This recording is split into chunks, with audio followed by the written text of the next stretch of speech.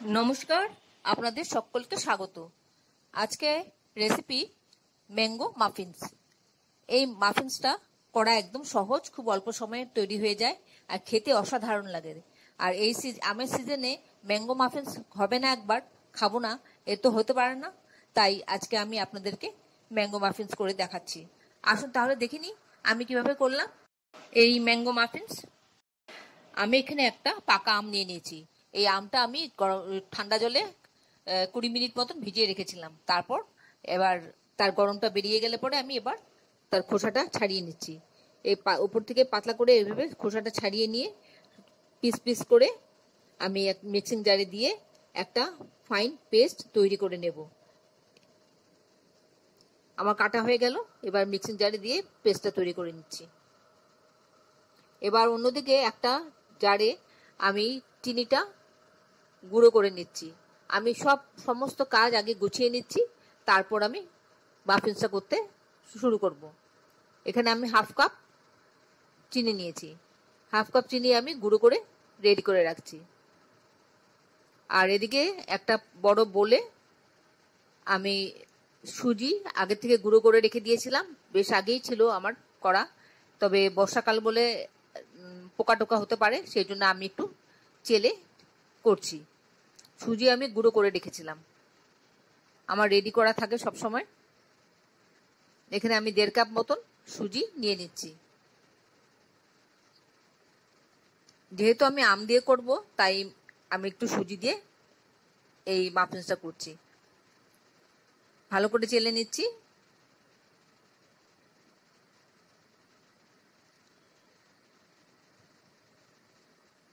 সুজিটা আমার মোটামুটি চালা হয়ে গেছে। আর এবার এর মধ্যে আমি 1 কাপ টক দই বাড়িতে পাতা, খুব বেশি টক না, সদ্য পেতে তুলেছি আমি। এই দইটা পুরোটা আমি দিয়ে দেবো, ব্যবহার করব। আমি ডিম ছাড়া এই মাফিন্সটা করব।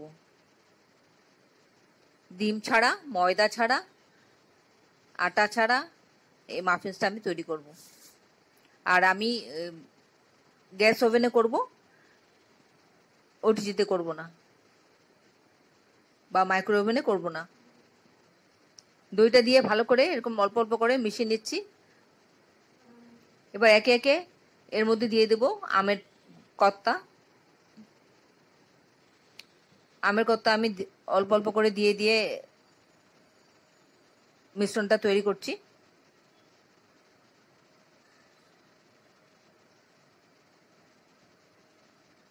এই মুহূর্তে আপনারা কে কোথা থেকে, কোন শহর থেকে, কোন দেশ থেকে আমার এই রেসিপিটা দেখছেন, প্লিজ একটু কমেন্ট বক্সে কমেন্ট করবেন, আমার তাহলে খুব ভালো লাগবে। আর নতুন কোনো বন্ধু প্রথমবার আমার চ্যানেলটাকে দেখে থাকলে আপনাকে একটা বিগ হাগ জানাচ্ছি। চ্যানেলটাকে সাবস্ক্রাইব করে নেওয়ার জন্য অনুরোধ রইল। পাশে বেল আইকনটা অ্যাক্টিভেট করে নেবেন, যাতে পরবর্তী আমার সমস্ত রেসিপির নোটিফিকেশন সবার আগে আপনার কাছে এসে পৌঁছয়। আর আপনি যদি ফেসবুক থেকে দেখে থাকেন, তাহলে ফলো অপশনটা ক্লিক করবেন আর একটা লাইক দেবেন, তাহলে আপনি আমার সাথে জুড়ে যাবেন। আপনি আমার সাথে জুড়ে গেলে আমার সমস্ত রেসিপি নোটিফিকেশন সবার আগে আপনার কাছে এসে পৌঁছবে। এবার চিনি গুঁড়োটা আমি দুটো স্টেপে দিয়ে দেব সবটা। প্রথম হাফ দিলাম, দিয়ে ভালো করে মেশাচ্ছি। মেশালে পরে চিনির থেকে একটু জল বেরোবে, যেহেতু আমের কাতটাও আছে আর চিনিটাও পড়েছে, চিনির থেকে একটু জল বেরোবে। বেরিয়ে তারপরে ভালো করে মিশ্রণটা তৈরি হয়ে যাবে। এইভাবে খানিকক্ষণ নেড়ে নেড়ে চিনিটা মিশিয়ে নেব। এবার বাদ বাকি চিনিটা আমি এর মধ্যে দিয়ে দিচ্ছি। আপনারা যারা এখনো পর্যন্ত আমার চ্যানেলটাকে সাবস্ক্রাইব করেননি, ঝটপট সাবস্ক্রাইব করে নিন।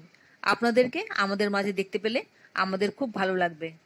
আমি সবটা চিনি এর মধ্যে দিয়ে দিলাম, দিয়ে এবার ভালো করে মিশ্রণটা তৈরি করে নিচ্ছি। চিনিটা যেন পুরো গলে যায় সেভাবে মেশাতে হবে। আর এখানে আমি 1/4 কাপ রিফাইন তেল দিয়ে দিলাম। এবার সবটা একসাথে মিশিয়ে ভালো করে মিশিয়ে নিচ্ছি। এইভাবে ভালো করে নেড়ে নেড়ে চিনিটাও গলে যাবে আর সবটা মিশ্রণটা তৈরি হয়ে যাবে।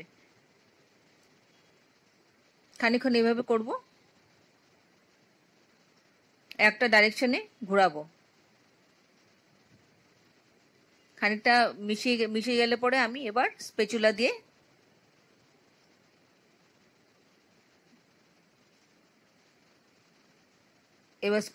আমি করছি।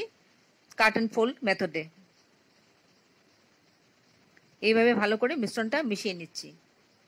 অন্যদিকে কড়াটা আমি প্রিহিট হতে দিয়ে দিচ্ছি। কড়ার মধ্যে আমি একটু নুন দিয়ে দিলাম। এই নুনটা আমি অনেকবার ব্যবহার করেছি, তাই একটু রংটা অন্যরকম হয়ে গেছে। এবার একটা স্ট্যান্ড দিয়ে ঢেকে দিলাম 10 মিনিটের জন্য। আর এবার মিশ্রণটার মধ্যে বাদ বাকি কাজটুকু করে নিচ্ছি। ভ্যানিলা এসেন্স দিলাম 1 চা চামচ মতন, দিয়ে ভালো করে মিশিয়ে নিচ্ছি। ভালো করে ভ্যানিলা এসেন্সটা মেশানো হয়ে গেলে পরে আমি এর মধ্যে দেব বেকিং পাউডার 1 টিস্পুন আর বেকিং সোডা 1/4 টিস্পুন দিয়ে আপেল সাইডার ভিনিগার আমি উপরে দিয়ে দেবো, তাতে অ্যাক্টিভেট হয়ে যায়। দেখুন কিরকম অ্যাক্টিভেট হয়ে গেল। এবার সঙ্গে সঙ্গে মিশ্রণটা ভালো করে নেড়ে নেব। ভালো করে মিশিয়ে নিলে, আমি সবসময় এইভাবেই বেকিং পাউডার বেকিং সোডা ব্যবহার করি। মেশানো হয়ে গেলে সঙ্গে সঙ্গে আমি কাপগুলি রেডি করে রেখেছিলাম, তার মধ্যে আমি মিশ্রণগুলি দিয়ে দেব, অ্যাক্টিভেট হওয়া মিশ্রণটা। এইভাবে আমি সবকটা কাপের মধ্যে মিশ্রণটা অল্প অল্প করে দিয়ে দেব, আর একটুখানি জায়গা বাদ রাখবো, যাতে এটা ফুলে উঠলে উপচে পড়ে না যায় না। এইভাবে আমি প্রত্যেকটা কাপের মধ্যে মিশ্রণটা ভরে নিচ্ছি। আশা করি আপনাদের ভালো লাগছে আমার এই রেসিপিটা। যদি ভালো লেগে থাকে তাহলে একটা লাইক দেবেন, আর বন্ধুদের সাথে অনেক অনেক শেয়ার করবেন। আর আপনারাও এইভাবে তৈরি করে একবার খাবেন, দেখবেন খুব ভালো লাগবে। আমরা তো কেক অনেক রকম খাই, কিন্তু আমের কেকের একটা আলাদা স্বাদ, বেশ আমের গন্ধ করে, বেশ ভালো লাগে খেতে। আপনি চাইলে এর মধ্যে ড্রাই ফ্রুটসও দিতে পারেন। আমি শুধু ওপরেই ডেকোরেশনের জন্য একটু দেব, আর ভেতরে আমি দিলাম না। আমার প্রত্যেকটা কাপে মিশ্রণটা ভরা হয়ে গেল মোটামুটি। এটা একটু ঠিকঠাক করে নিই।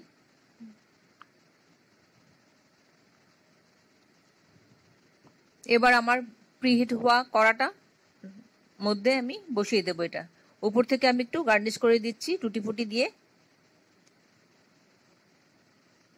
আপনি চাইলে আমন্ড দিতে পারেন, আপনি চাইলে কাজু দিতে পারেন, চেরি দিতে পারেন। আমার কাছে টুটি ফুটি আছে, তাই আমি টুটি ফুটি দিয়ে একটু সাজিয়ে দিলাম।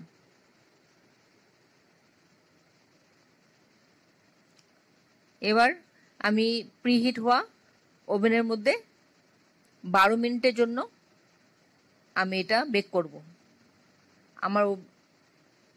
এই কড়াটা আমার ওভেনে কাজ করবে এখন।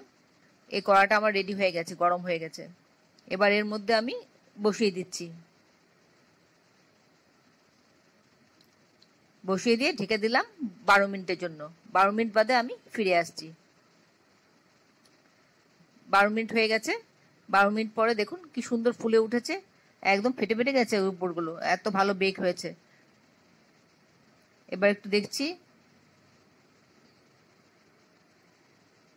হ্যাঁ একদম দেখুন পুরা কিছু বেরোচ্ছে না, পুরা ক্লিয়ার বেরোচ্ছে, তার মানে এগুলো রেডি হয়ে গেছে।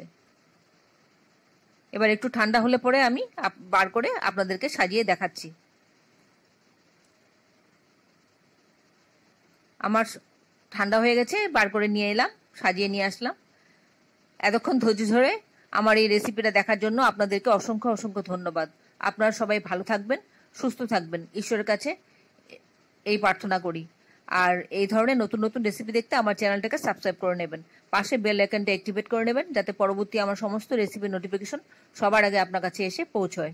আর আপনার যদি কোনো প্রশ্ন থাকে আমার এই রেসিপি সম্পর্কে কমেন্টসে জানাবেন, আমি আপনাদের প্রশ্নের উত্তর দিয়ে দেব। আশা করি আপনারা এই রেসিপিটা একবার অবশ্যই ট্রাই করবেন। খেয়ে কেমন লাগলো কমেন্টসে জানাতে ভুলবেন না। তাহলে ভিডিওটা আজকে এখানে শেষ করছি। আবার দেখা হবে আপনাদের সাথে পরবর্তী অন্য কোনো একটা রেসিপিতে। ভালো থাকবেন সবাই, নমস্কার।